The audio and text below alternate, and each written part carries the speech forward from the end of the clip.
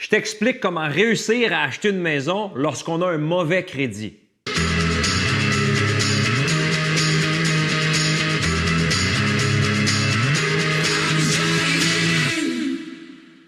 Lorsque les banques de type A, les banques standards, refusent de te prêter de l'argent, refusent de donner une hypothèque parce que ton dossier de crédit est trop bas, ce que tu peux faire, tu peux contacter un courtier hypothécaire, lui exposer la situation et lui dire que tu es ouvert à faire affaire avec un prêteur de type B.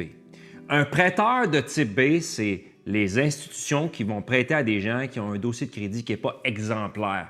Et c'est des gens qui vont prêter quand les banques de ce monde, les banques A de type plus standard, les Desjardins de ce monde, Banque nationale, Banque de Montréal, Banque Royale, ont décidé de refuser le dossier parce que c'était trop risqué pour eux. Les banques de type B vont se présenter pour financer. Il y a toutes sortes d'institutions qui vont présenter. Évidemment, un taux d'intérêt un petit peu plus élevé, mais ça te permet tout de même d'accéder à la propriété si ton dossier n'est pas parfait et qui est un peu pas exemplaire, disons. Ce que tu dois faire en parallèle à tout ça, évidemment, tu dois améliorer ton dossier de crédit parce qu'un bon dossier, ça te sert dans plusieurs sphères de ta vie. Concrètement, améliorer sa cote de crédit, son dossier de crédit, ça veut dire quoi? Ça veut dire qu'il faut que tu payes tes soldes de carte de crédit à temps. Également, ce que tu dois faire, tu dois t'assurer de limiter ton utilisation du crédit. À un moment donné, il faut se calmer l'utilisation de la carte de crédit. Et dans un dernier temps, il faut aussi ne plus faire de nouvelles demandes de crédit. Et avec le temps, ton crédit va s'améliorer et ça va t'aider éventuellement à te faire financer pour l'achat d'une propriété vers un prêteur A plus standard à des taux d'intérêt plus bas. Avant de continuer, j'ai oublié de me présenter. Mon nom, c'est Gabriel Laflamme. Je suis courtier immobilier. J'aide des gens qui me contactent à chaque jour sur les réseaux sociaux et sur YouTube pour que je les accompagne pour un projet d'achat et de vente. Si c'est votre cas, contactez-moi, ça va me faire plaisir de vous aider.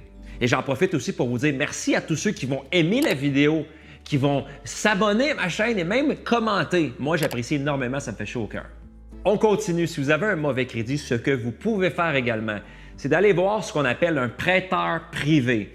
C'est des compagnies qui prêtent d'argent à des gens qui ont des dossiers de crédit qui ne sont pas très bons parce que ça n'a pas fonctionné avec le prêteur A, les banques typiques, ça n'a pas fonctionné avec les prêteurs B.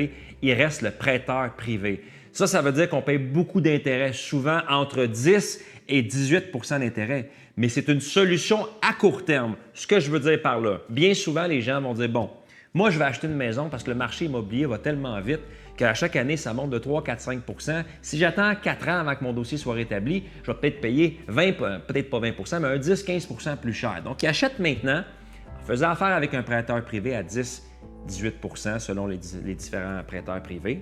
Mais c'est à court terme pour peut-être 1 an ou 2 ans, le temps de reconstruire son crédit pour par la suite aller vers une banque standard qui va vous offrir un taux d'intérêt plus bas.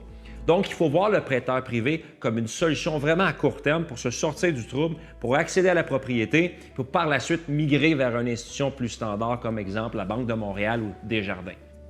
En terminant, une alternative qui peut s'offrir à certains d'entre vous, c'est si vous avez des proches, des amis qui sont fortunés, ils pourraient possiblement vous prêter l'argent pour que vous puissiez acheter une propriété. Encore une fois, ce que je recommande, c'est que ça demeure une entente, un contrat plus à court terme, le temps que vous preniez de bonnes habitudes financières pour reconstruire votre crédit, pour par la suite rembourser vos proches et vous faire financer via des banques standards.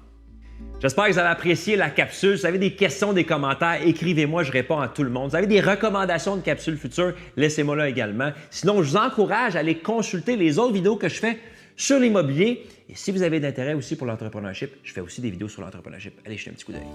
Sinon, je vous souhaite une bonne journée.